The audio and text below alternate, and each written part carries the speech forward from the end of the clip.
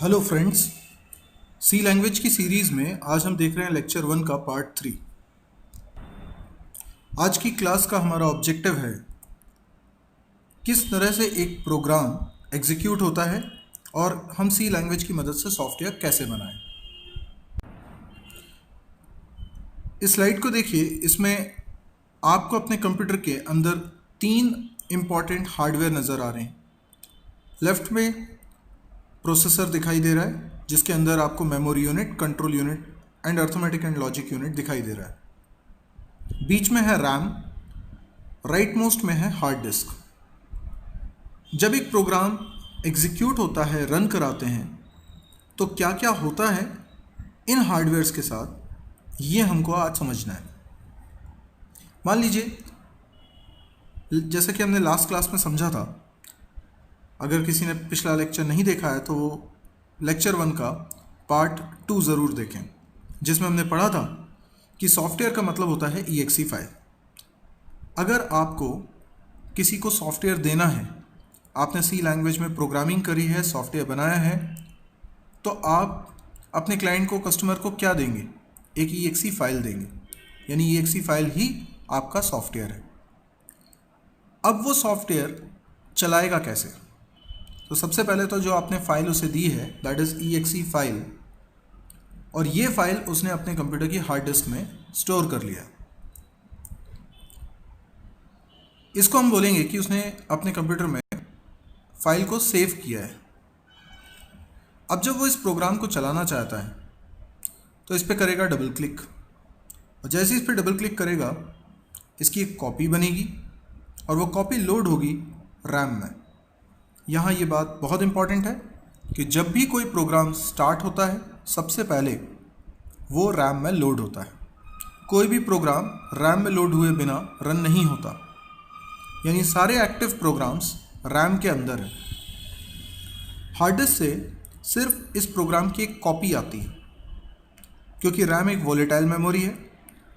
तो अगर रैम के अंदर से कोई डेटा वैनिश आउट होता है तो भी हार्ड डिस्क के अंदर वो डेटा प्रिजर्व रहेगा। रैम के अंदर बहुत सारे प्रोग्राम्स जो एक्टिव हैं उनको मेमोरी मिली हुई है, और कुछ मेमोरी एरिया हो सकता है खाली हो।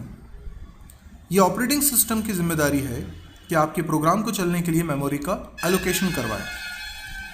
इसी को हम कहते हैं मेमोरी मैनेजमेंट। एक बार हमारे प्रोग्राम को मेमोरी मिल जाए तो अब हमारे प्रोग्राम के इंस्ट्रक्शंस का एग्जीक्यूशन होना स्टार्ट हो जाएगा। हमारे प्रोग्राम में क्या है? बहुत सारी इंस्ट्रक्शंस। 16 बिट के आर्किटेक्चर के हिसाब से हमारे इस प्रोग्राम के अंदर बहुत सारे 01 में जो पहले 16 01 हैं वो पहली इंस्ट्रक्शन है।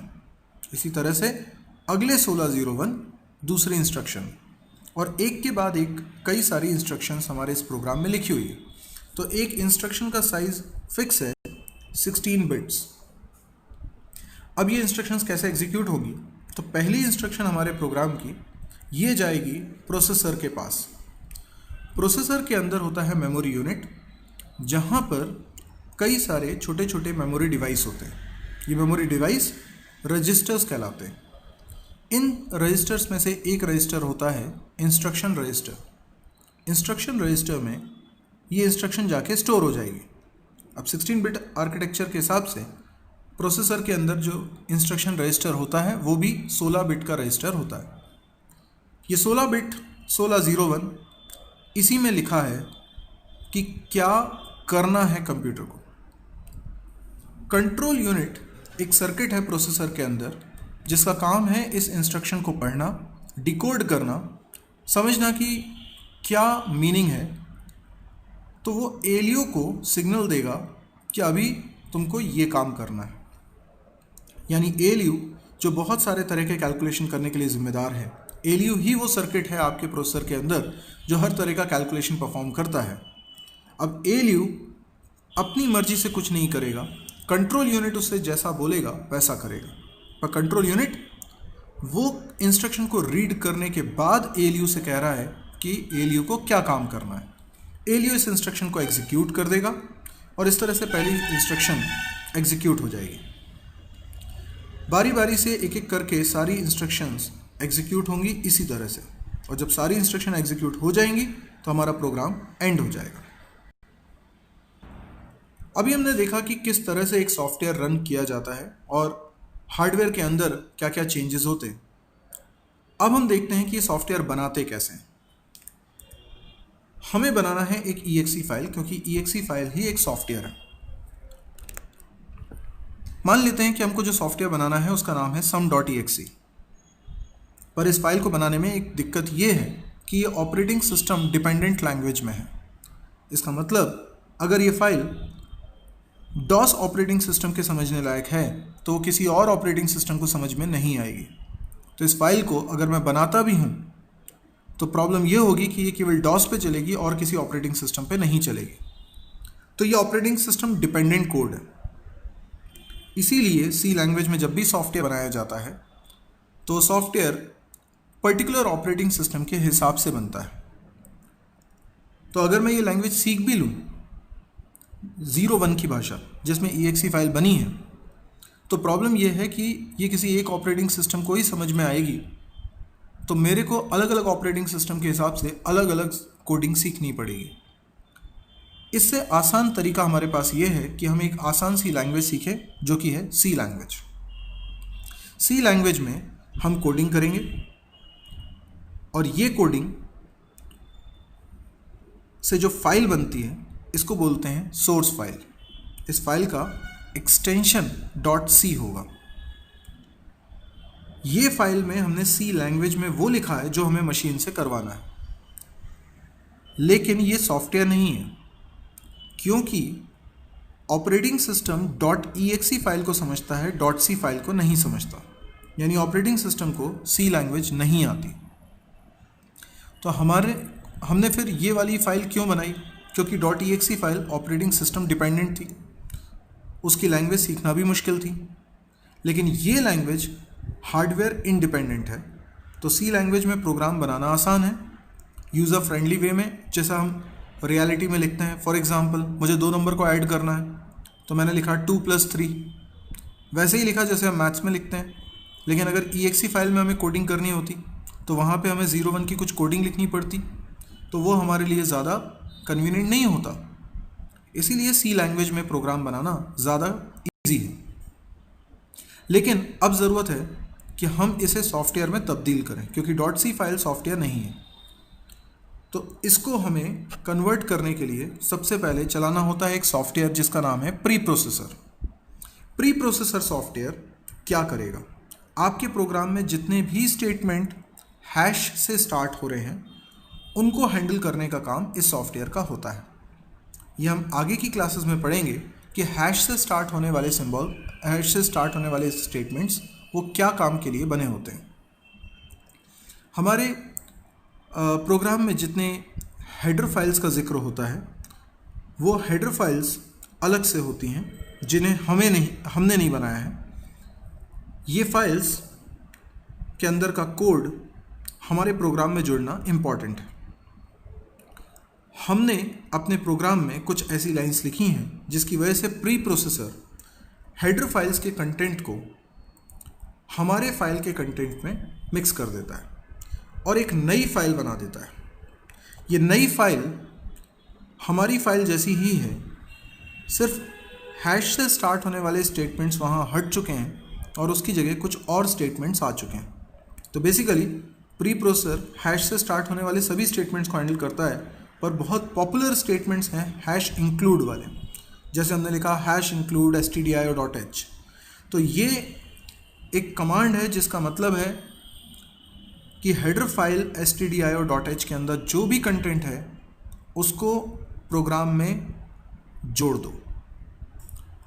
तो pre processor hash include stdio.h वाली लाइन को हटा देगा और हेडर फाइल stdio.h में जो कुछ लिखा है वो आपके प्रोग्राम में शामिल कर देगा।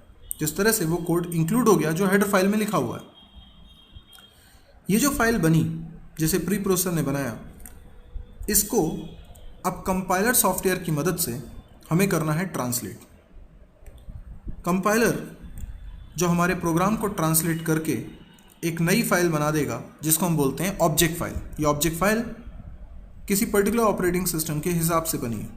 यानी मार्केट में कंपाइलर अलग अलग ऑपरेटिंग सिस्टम के हिसाब से अलग अलग आते हैं।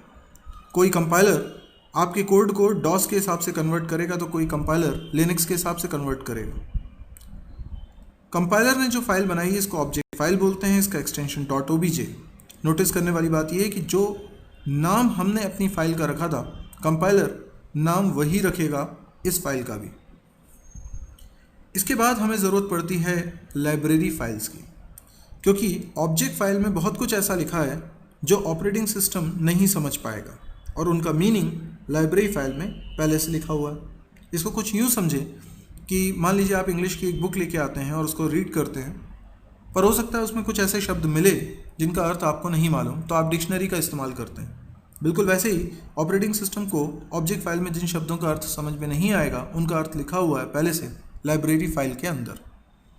लाइब्रेरी फाइल का कोड और ऑब्जेक्ट फाइल का कोड, इसको लिंक करने के लिए एक सॉफ्टवेयर हम यूज़ करेंगे, that is linker. Linker object file और लाइब्रेरी फाइल के कोड को कनेक्ट करके एक नई फाइल बना देगा, दैट इज़ exe फाइल, और इस तरह से हमारा बन जाएगा सॉफ्टवेयर। तो हमारी सारी की सारी मेहनत .c फाइल बनाने में होगी, यानी हमें C लैंग्वेज सीखनी होगी और C लैंग्वेज में वो लिखना होगा जो हमें कंप्यूटर से कराना है। इसके बाद कुछ सॉफ्टवेयर्स की मदद से हम अपने प्रोग्राम को एक सॉफ्टवेयर में कन्वर्ट कर देंगे। तो याद रखें .c फाइल कोई सॉफ्टवेयर नहीं है, .exe फाइल सॉफ्टवेयर है। तो आप .c फाइल बनाते हैं पर आपको pre processor, header file, compiler, linker, library files, इन सब की ज़रूरत पड़ती है, जिसके कारण आप अपनी .c फाइल के कंटेंट को कन्वर्ट करा के ऑपरेटिंग सिस्टम के हिसाब से समझने वाली भाषा में exe फाइल के रूप में बना देते हैं, और ये बन गया आपका सॉफ्टवेयर। अब मुझे एक सवाल का जवाब दीजिए, यदि आप अपने दोस्त को ये सॉफ्टवेयर देना चाहते हैं, कौन सा, sum.exe, तो आप उसे क्या क्या देंगे? आप उसे देंगे सिर्फ और सिर्फ sum.exe फाइल।